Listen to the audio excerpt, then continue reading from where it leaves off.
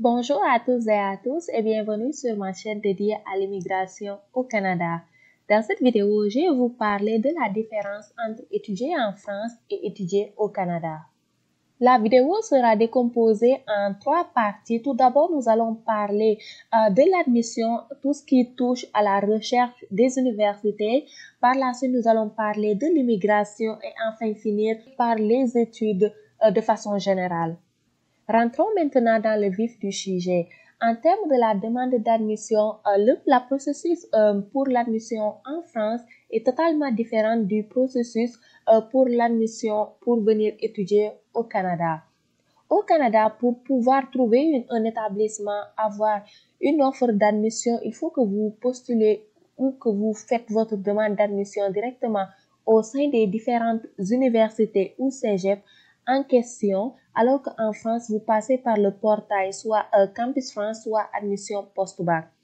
Donc, je ne vais pas trop rentrer dans les détails par rapport aux différences de chacun, que ce soit pour admission Post-Bac Campus France ou bien même les cégep et les universités. Mais sachez qu'en France, les demandes d'admission pour les étudiants étrangers sont centralisées par un système, alors qu'au Canada, pour trouver une offre d'admission, il faut que vous-même vous recherchiez la formation que vous voulez, vous recherchiez l'université ou la ville dans laquelle vous voulez habiter et par la suite donc présenter votre demande d'admission en se basant sur ces éléments-là.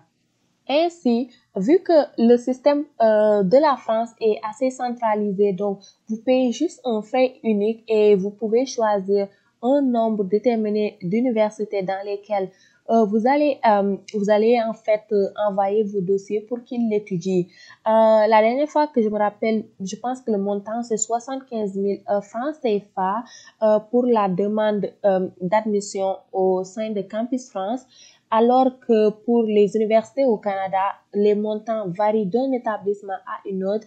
Et donc, si vous voulez peut-être avoir 3 à même plus universités, il faudra débourser un bon montant aux alentours de 150 dollars canadiens. Donc, ce qui fait un montant aux alentours de 70 000 francs CFA. Donc, en ce sens-là, avoir une admission coûte moins cher en France que ça l'est au Canada, à moins que vous avez genre de bonnes notes et que vous visez en général 1 à 2 établissements. Dans ce cas-là, avoir une admission au Canada va vous revenir moins cher. Maintenant, si on parle plus en termes de délai de traitement pour recevoir une réponse, donc en France, le système est totalement centralisé. Donc, vous allez recevoir des réponses au fur et à mesure que les universités vont analyser votre dossier. Donc, il n'y a pas de date qui est assez définie. Au Canada, on peut dire que ça marche également de la même façon dans la mesure où que les universités également vont analyser votre dossier et s'ils remarquent que vous êtes un bon candidat, ils vont pas hésiter à vous envoyer une offre d'admission, même si c'est conditionnel, très vite. Comme ça, vous allez pouvoir, pour vous permettre en fait de présenter vos demandes pour l'immigration. Donc, on peut dire que dans ce sens-là, le traitement, les délais de traitement, c'est quand même le traitement, en tout cas, c'est assez semblable. Pour les délais de traitement, ça dépend parce que parfois pour les universités canadiennes, vous pouvez déposer en octobre et obtenir une réponse en décembre ou en janvier, alors que pour Campus France, il faut absolument que que vous passiez en fait la date limite des dépôts pour commencer à recevoir des offres d'admission. Donc dans ce cas-là, les offres d'admission dans les universités canadiennes, quand je parle de l'université cégep aussi, ça arrive en général plus rapidement, ou bien vous pouvez, si vous avez un bon dossier scolaire, obtenir une réponse plus rapidement que si vous n'étiez passé par le procédé Campus France. Et sachez également aussi que si vous passez par admission post-bac, c'est encore plus long parce que dans ce cas-là, vous avez une date dans laquelle vous allez commencer à recevoir les réponses. Donc, de manière générale, quand même, le processus de demande d'admission, que ce soit pour la France, que ce soit pour le Canada, c'est pas trop compliqué. on peut dire que peut-être ça peut être un peu plus coûteux au Canada si vous demandez dans des admissions dans plusieurs universités ou cégep, mais sachez également qu'il se peut que vous obteniez une réponse plus rapidement que si vous n'étiez si vous n'étiez passé par Campus France et certainement si vous étiez passé par admission post-bac. Passons maintenant à la deuxième étape qui est l'immigration, le processus d'immigration. Comment est-ce que ça marche? Donc, dès que vous obtenez votre offre d'admission, là, vous commencez à présenter vos documents pour le processus d'immigration. Donc, d'ores déjà, je vais vous dire le processus pour l'immigration au Canada, c'est un peu plus difficile, aussi plus long que le processus pour l'immigration en France, parce qu'en France, vous allez juste faire le complément de dossier. Si jamais vous étiez en terminale, il faudra vous montrer que vous avez passé, vous avez obtenu votre bac, donc faire le complément de dossier, par la suite prendre un rendez-vous pour déposer votre visa. Donc, nous allons plus revenir dans ça ultérieurement. Pour l'immigration au Canada, par contre, vous devez déjà vérifier si vous êtes au Québec, c'est encore plus long parce que vous devez présenter votre demande de CAQ. En général, c'est 21 jours ouvrables. Donc, ça veut dire un mois normal. Aussi, gardez en tête que si vous présentez dans des saisons où il y a beaucoup de journées fériées, là, il se peut que vous attendiez encore plus longtemps pour recevoir votre certificat d'acceptation du Québec. Après avoir reçu votre certificat d'acceptation du Québec, donc là, vous allez présenter votre demande de permis d'études. Les délais d'attente varient entre 3 à 4 mois présentement. À l'époque, c'était 2 à 3 mois. Donc, en termes de coût pour le CAQ, vous avez un coût à payer. Et pour le permis d'études également, vous avez des frais à payer. Donc, en ce sens-là, c'est plus cher de déposer pour le CAQ et le permis d'études combiné que pour faire la demande de visa pour la France. Maintenant, en termes des documents qui sont requis, il y a l'attestation d'emploi de votre garant, la lettre de prise en charge, aussi le contrat de votre garant s'il est travailleur autonome, le contrat de les états financiers de son entreprise ou bien ses déclarations d'impôts. Donc ça, c'est plus en termes de capacité financière. En termes de montant maintenant, combien il faut que vous ayez sur votre compte ou que votre garant ait sur son compte. Donc ça va dépendre de vos frais de scolarité que vous allez payer, que ce soit à l'université ou au cégep. Et en plus de cela, il faut également compter aux alentours de 12 000 $ qu'il vous faudra pour survenir à vos besoins au minimum pour la première année. Donc, on parle aux alentours de 40 000 $ canadiens, donc qui est un très beau montant. Donc, c'est aux alentours de 18 millions en francs CFA qu'il faut que votre garant ou que vous-même ayez sur votre compte bancaire pour qu'au moins vous n'ayez pas le motif de refus comme quoi que vous n'avez pas démontré suffisamment en termes de ressources financières. Maintenant, pour la France, les documents sont assez semblables. Peut-être la seule différence, c'est que pour les étudiants qui se destinent à la France, ils sont obligés également de prouver qu'ils ont un lieu de résidence lorsqu'ils vont arriver sur le sol français. Donc, il faudra qu'ils ajoutent également un contrat de location. En termes de fonds qu'ils doivent avoir dans votre compte ou dans le compte de votre garant, c'est aux alentours de 6 millions de francs CFA. Donc, il faut que votre garant vous transfère minimum 650 € par mois durant vos études. Donc, la lettre de prise en charge doit bien stipuler ce montant-là lorsque vous allez présenter votre demande de visa. Donc, pour la demande de visa, vous payez un seul montant pour votre visa.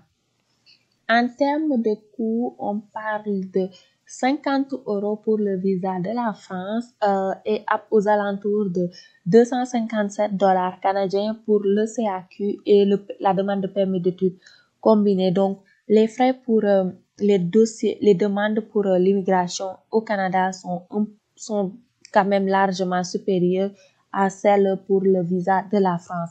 Donc ça également, c'est un élément à noter lorsque vous allez choisir dans quel pays vous aimeriez aller étudier. Le traitement pour le visa de la France est quand même relativement rapide. Ça dépend en fait de la période à laquelle vous allez présenter votre demande de visa. Mais en général, ça varie entre 7 jours ouvrables à 21 jours ouvrables aussi. Mais les délais sont en général pas respectés. Donc, ne vous fiez pas trop à cela, mais c'est très rapide comparé aux longs délais de l'immigration du Canada qui est de 4 mois présentement. Donc, quand même, pour l'immigration au Canada, il faudra vous y prendre un peu à l'avance pour ne pas arriver en retard au Canada. Si votre demande de visa étudiant est acceptée, que ce soit pour la France ou bien pour le Canada, donc vous allez recevoir un visa d'étudiant étranger à entrée multiple. Je vous le souhaite pas, mais si jamais par contre vous avez un refus pour la France, le refus sera marqué sur votre passeport. Et pour le Canada, par contre, il y aura aucune mention d'une quelconque refus noté sur le passeport. Passons maintenant au troisième et dernier volet, qui est les cours, les études en général, comment ça marche. Donc en France, les cours, donc si vous venez de l'Afrique, en France, il n'y aura pas une très grosse différence. Donc les cours, ça fonctionne de la même façon techniquement. Donc vous n'avez pas le choix, la possibilité de choisir, en tout cas pour la licence, les cours que vous voulez faire. En général, vous suivez un cohort et vous devez faire que des cours obligatoires pour la réussite pour le passage en fait de votre diplôme. Donc les cours ça varie en fait d'une école à une autre, mais on peut dire que c'est à peu près de 8h à 17h, mais juste approximativement. Donc ça va dépendre de votre université. Donc au Canada, c'est totalement différent. Au départ même, vous pouvez vous dire que vous ne faites rien en fait de votre vie parce que vous avez le choix. Donc en général, c'est 5 cours que vous allez faire par semaine. Au premier trimestre, il se peut que les cours soient agencés d'une quelconque façon que ça vous permet pas d'être flexible.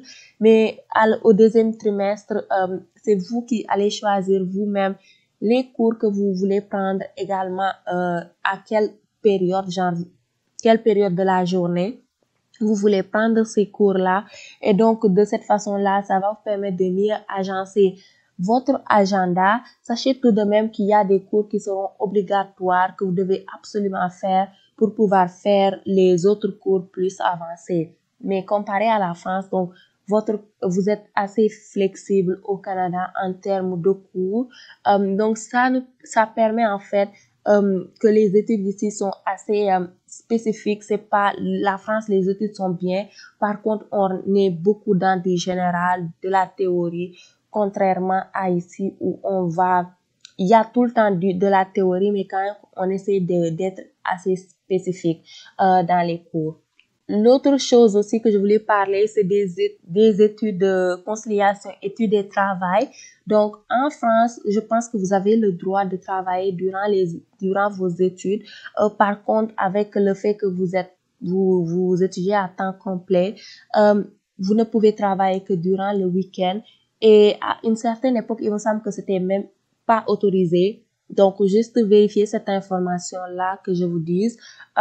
Donc, vous ne pouvez que travailler en France les week-ends, alors qu'au Canada, vous pouvez travailler comme vous voulez, tant que vous respectez les 20 heures de travail maximum par semaine.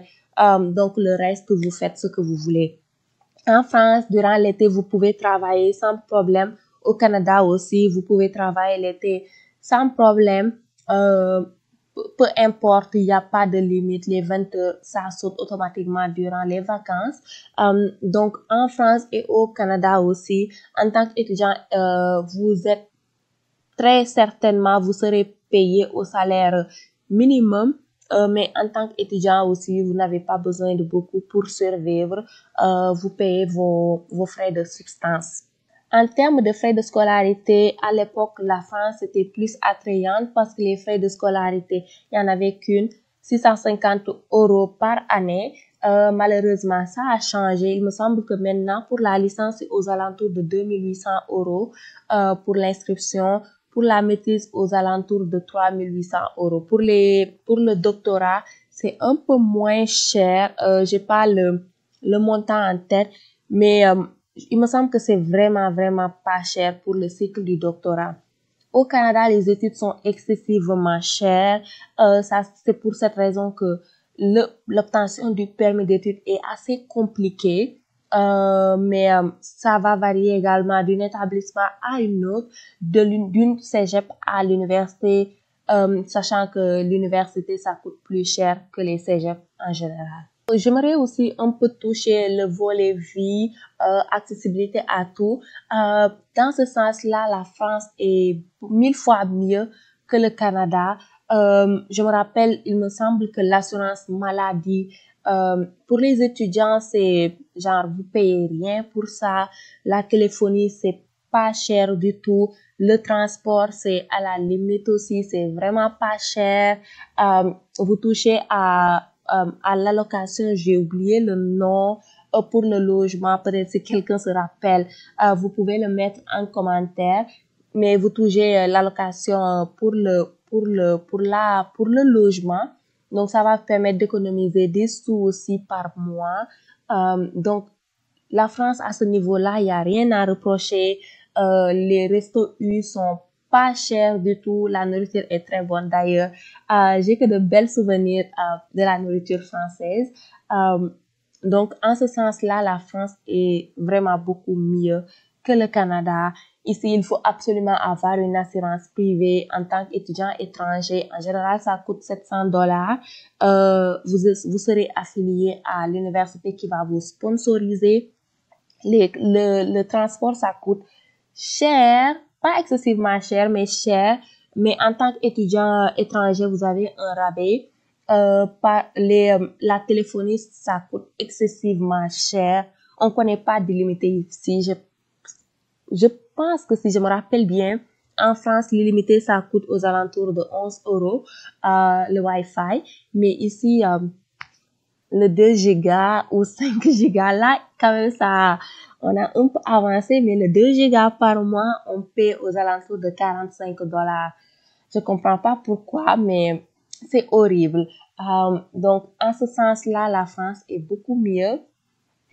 Les hôpitaux, je pense quand même c'est pareil ici, les urgences, c'est aussi pire ici que ça l'est en France. Donc, j'espère que si jamais vous voyagez, vous n'aurez jamais à mettre vos pieds dans les urgences. C'est juste horrible, l'attente, elle est trop longue. Mais en général, quand même, le coût de la vie est moins cher en France que ça ne l'est ici. L'accès au logement aussi, c'est beaucoup moins cher en France qu'ici. Et aussi, le truc que j'aimais bien en France, c'est le fait que vous pouvez vous trouver un studio à prix pas cher. Alors que ici, même si la colocation est cool, mais c'est pas le fun tout le temps.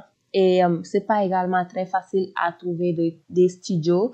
Peut-être dans le plateau, le quartier assez français, francophone de Montréal, vous allez trouver des studios, mais dans certains endroits du Québec, du Canada, c'est assez difficile de trouver des studios.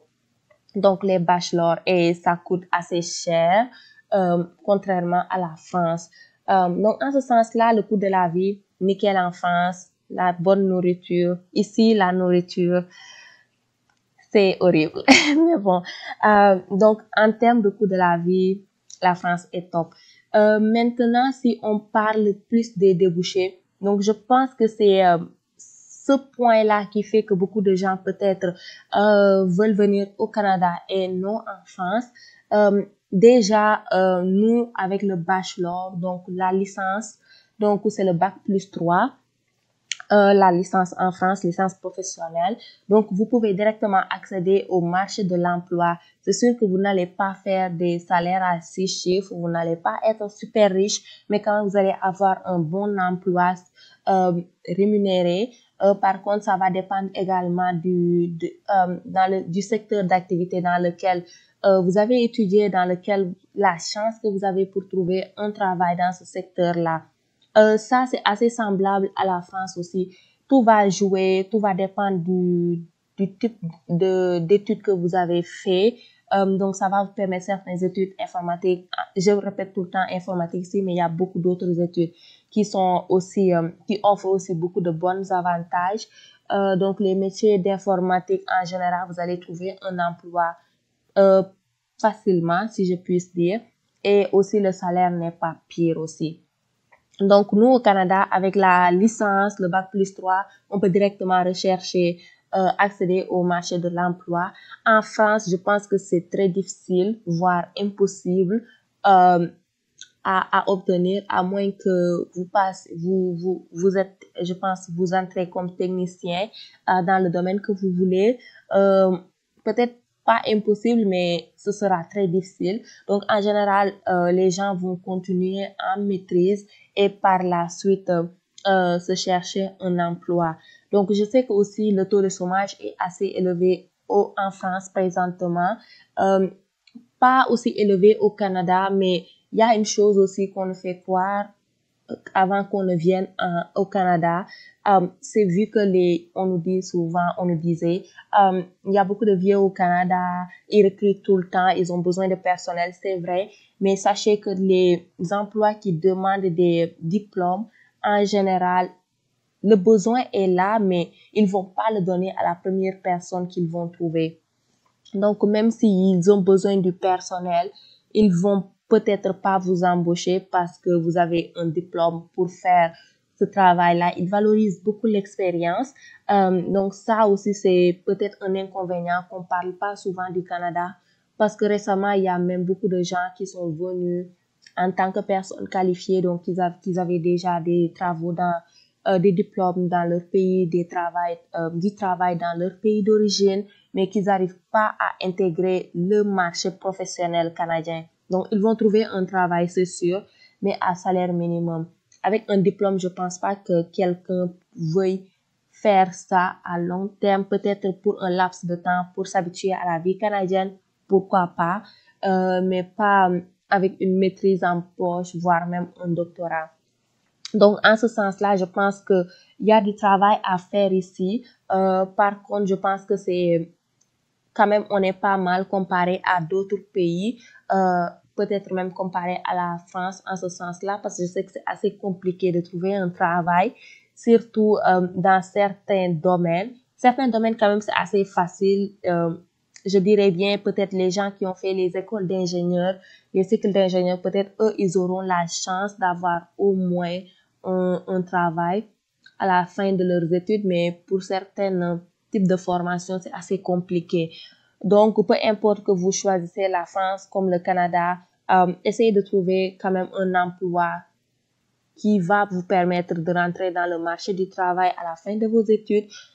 Essayez quand même de faire quelque chose que vous aimiez parce que dites-vous que même si vous voulez être bien payé, même si vous voulez travailler à la fin, aussi, c'est bien de travailler, surtout à la fin, sachant qu'on débourse énormément pour pouvoir immigrer, mais essayez de faire quelque chose que vous aimez parce que vous devez garder en tête que vous allez certainement vous allez exercer ou bien être dans la même carrière toute une vie.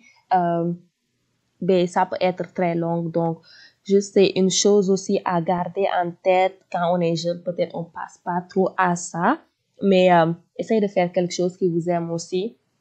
Si vous aimez des études en administration, faites des études en administration. Je sais que dans la société africaine, si vous faites pas des études en médecine ou en ingénierie, on va penser peut-être que vous n'êtes pas intelligent ou vous n'avez pas d'ambition, mais honnêtement, vous allez voir plein de gens ici qui font autre chose alors qu'ils avaient les capacités de faire bien d'autres choses. Moi, j'avais fait mon bac S, j'ai fait cycle d'ingénieur en France avant de venir au Canada. Et ici, j'ai fait la finance. C'est ça que j'aimais. Donc, j'ai pas écouté les gens. Et je suis contente d'avoir fait cela. Donc, juste essayer faire ce que vous aimez et le reste, ça viendra. Mais quand même, essayez de trouver aussi un domaine qui va vous permettre à la fin aussi de trouver un emploi facilement. Donc, en général, c'est ces différentes choses dont je voulais vous parler aujourd'hui. Donc, sachez également que durant vos études, il est totalement possible. Donc, si vous êtes présentement en France, sachez qu'il est possible de demander, de faire la demande pour étudier au Canada, faire un transfert. Moi, j'ai été en France durant mes études. J'ai pas fini ma prépa. Ben, j'ai fait une année de prépa, mais donc, à la fin, je suis venue au Canada. Donc, c'est assez facile de faire la transition. Le seul hic, c'est parfois, ça peut être plus difficile de prouver que vous avez l'intention de quitter. Mais ça, avec une bonne lettre d'intention de quitter le Canada, c'est faisable. Donc, juste essayer de voir. En général, également, si vous avez un diplôme français, si l'université ou le cégep demande des tests linguistiques françaises, juste dites-leur que vous avez obtenu un diplôme en français. Normalement, vous devriez être exempté du test linguistique. Donc, c'est ça. Mais si jamais j'ai un conseil à donner, j'avais déjà fait une vidéo là-dessus. Le Canada, c'est pas un Eldorado.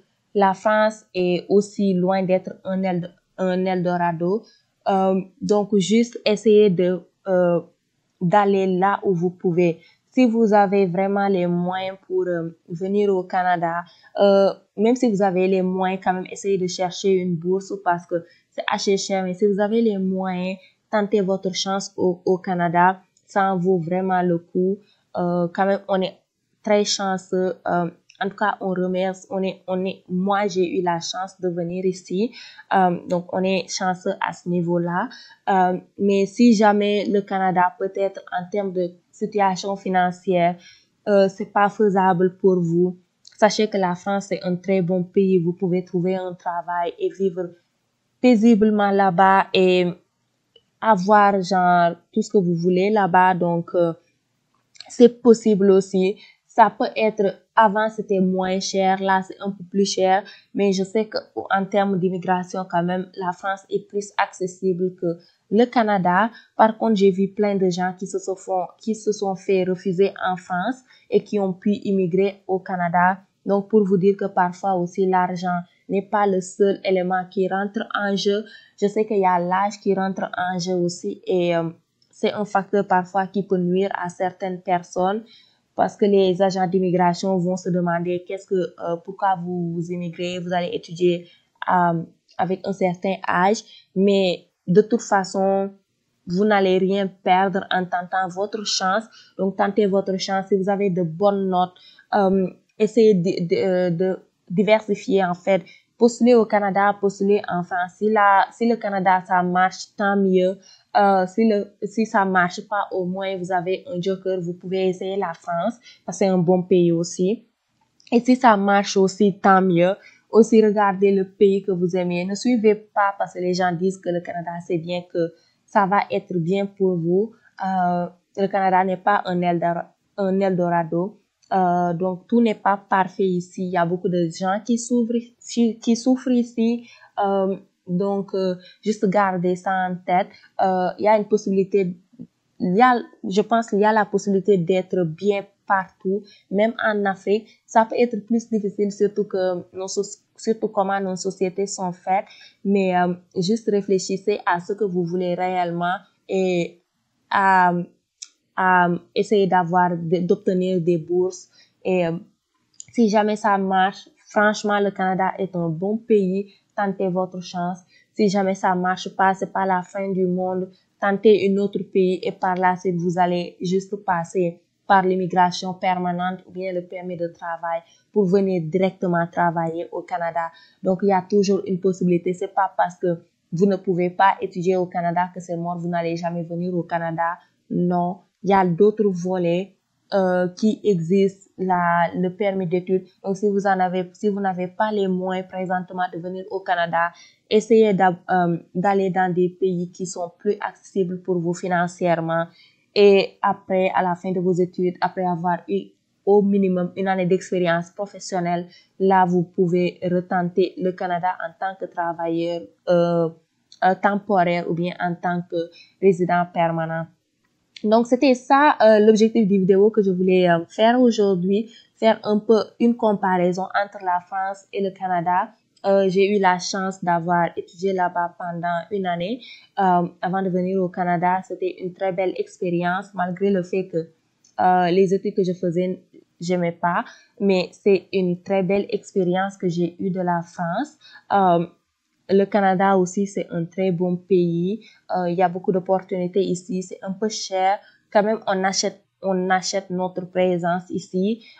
Donc, si vous en avez les moyens, venez. Si vous en avez pas les moyens, essayez d'autres pays plus accessibles. Et par la suite, vous pourriez de toute façon venir avec d'autres volets que l'étude. Donc, n'hésitez pas à aimer la vidéo si vous l'avez appréciée. N'hésitez pas également à mettre vos questions en commentaire si vous en avez. Et n'hésitez surtout pas également à vous abonner si vous êtes intéressé par tout ce qui est immigration au Canada. Donc, je vous dis merci beaucoup et à la prochaine.